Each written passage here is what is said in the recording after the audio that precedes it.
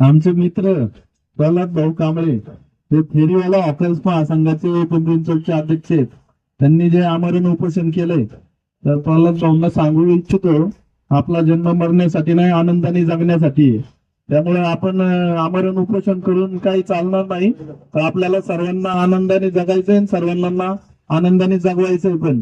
त्यामुळे हा जो हॉकरचा प्रश्न आता मारुतीरावांनी सांगितलं, जे या शहरातील गोरगरीब दलित पिछडीत जे नागरिक आहेत, जे युवक आहेत, ज्या महिला आहेत, त्या अशा आपला उदरनिर्वाह करण्यासाठी आपल्या रस्त्यावर किंवा जी मोकळी जागा भेटेल तिथं काहीतरी चांगला व्यवसाय करतात आणि कष्ट करतात.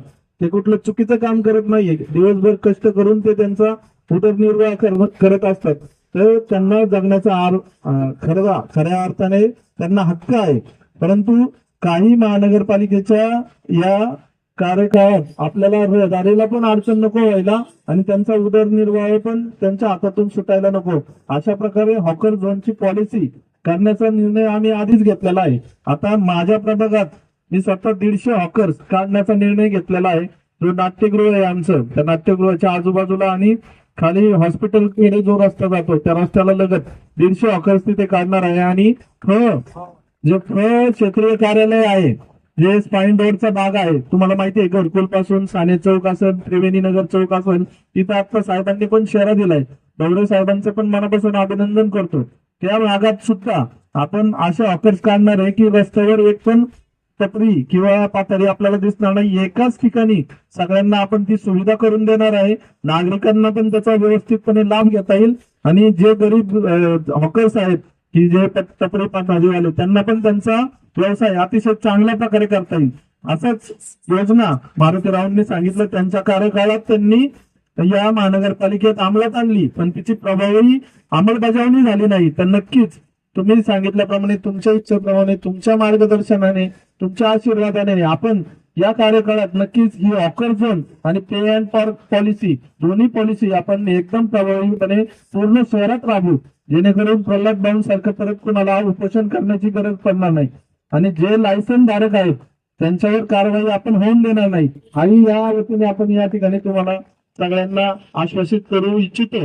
आणि आपण सर्वांनी इथून पुढे एवढे वर्षानुवर्ष आपण कष्ट करून आपल्या कुटुंबाचा, आपल्या समाजासाठी आपली जी भावना आहे ती व्यक्त करत आहेत, तर इथून पुढे असंच करावी.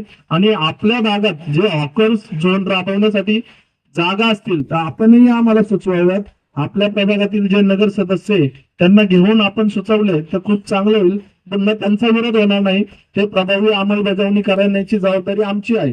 तुम्ही आम्हाला आपल्या प्रभागातील क्षेत्रीय कार्यालयातील जागा सुचवा, आपण पटापट त्याच्यावर कारवाई करून तो हॉकर झोन निश्चित करून तिथं बांधकाम करायला आपण सातत्य विभागाला सूचना देऊ. आणि जेणेकरून आपल्याला आपला व्यवसाय एकदम सुरळीतपणे आणि हक्काचा व्यवसाय, ज्याला कोणी कधी भविष्यात हात लावू शकत नाही, असा व्यवसाय सुरू करता येईल. पुन्हा एकदा आपल्या सर्वांच्या मी मनापासून आभार व्यक्त करतो आणि प्रल्हाद भाऊंना विनंती करतो, आपण आता उपोषण सोडावे.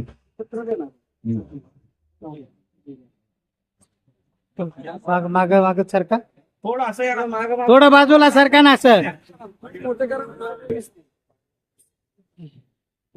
छत्रपती शिवाजी महाराजांचा, महात्मा ज्योतिराव फुल्यांचा, राजश्री छत्रपती शाहू महाराजांचा, भारतीय राज्यघटनेचे शिल्पकार भारतरत्न डॉक्टर बाबासाहेब आंबेडकरांचा, शाहीर अण्णाभाऊ साठेंचा.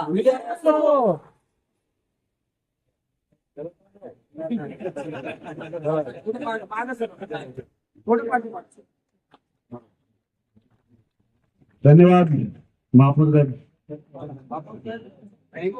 आभारी आहोत.